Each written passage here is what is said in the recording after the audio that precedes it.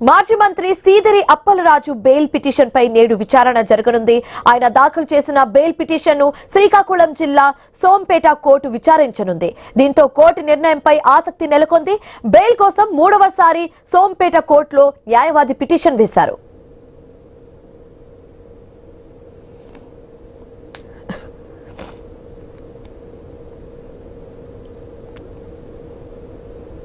ఇదే అంశానికి సంబంధించి మరింత తాజా సమాచారం మా కరెస్పాండెంట్ రాము అందిస్తారు. రాము, మాజీ మంత్రి సీదిరి అప్పలరాజు బెయిల్ పిటిషన్ పై నేడు విచారణ జరగనుంది. అయితే ఈ విచారణకు సంబంధించి కంప్లీట్ డీటెయిల్స్ ఏ విధంగా ఉన్నాయి?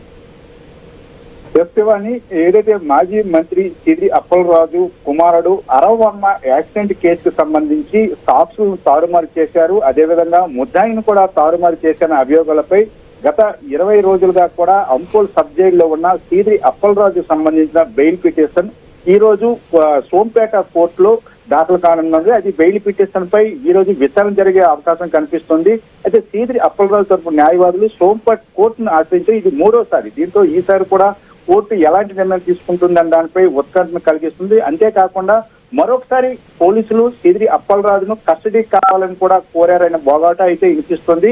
ఈ నేపథ్యంలో గత కొన్ని రోజులుగా కూడా అంపోల్ సబ్ జైల్లో ఉన్న సీదిరి అప్పలరాజు సంబంధించి ఒక సాధారణమైన యాక్సిడెంట్ కేసును ఇన్ని రోజులు జైల్లో ఉంచడంపై కూడా వైసీపీలో తీవ్ర వ్యతిరేకత అయితే కనిపిస్తుంది. అయితే దీనికి సంబంధించి అప్పలరాజు కుమారుడికి బెయిల్ మంజూరైంది. A1 గా ఉన్నా A2 గా ఉన్నా అప్పలరాజు కుమారుడు అరవర్మ, అదేవిధంగా సిద్ధార్థులు బెయిల్ మంజూరు అయిన నేపథ్యం మూడవ ముద్దాయిగా ఉన్న అప్పలరాజుకు కావాలనే రాజకీయ కక్ష సాధింపుతో బెయిల్ ఇవ్వడం లేదని కూడా ఒక వార్త అయితే వినిపిస్తుంది. అయితే ఈ నేపథ్యంలో ఈ రోజు సోంపేట కోర్టులో ఈ బెయిల్ సంబంధించి ప్రభుత్వ లాయర్లు అదేవిధంగా అప్పలరాజుకు సంబంధించిన న్యాయమూర్తుల మధ్య డిస్కషన్ జరిగే అవకాశం కనిపిస్తుంది.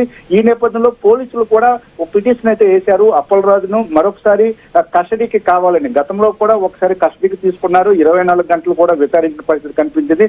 మరోసారి కూడా కస్టడీ కావాలని పోలీసులు కూడా పిటిషన్ వేసిన పరిస్థితి అయితే కనిపిస్తుంది. Shivani, right, thanks for the updates Ramu.